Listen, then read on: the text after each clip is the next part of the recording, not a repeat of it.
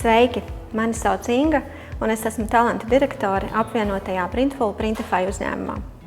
Labbūtība mums šogad ir bijusi īpaši augsta prioritāte. Laikā, kad tiek apvienoti divi uzņēmumi, veidojas jauna organizācijas kultūra, tiek veidota jauna organizācijas struktūra, darbiniekiem bija jāiziet cauri emocionāli ļoti izaicinošam posmam. Gaisā virmoja neziņa un bailes par nākotni. Vai man vēl būs darbs? Ko es darīšu, ja mani atlaidīs? Kas notiks ar maniem komandas biedriem? Un kā tas būs strādāt kopā ar kolēģiem no uzņēmuma, kuru līdz šim esam uzskatījuši par savu niknāko konkurentu?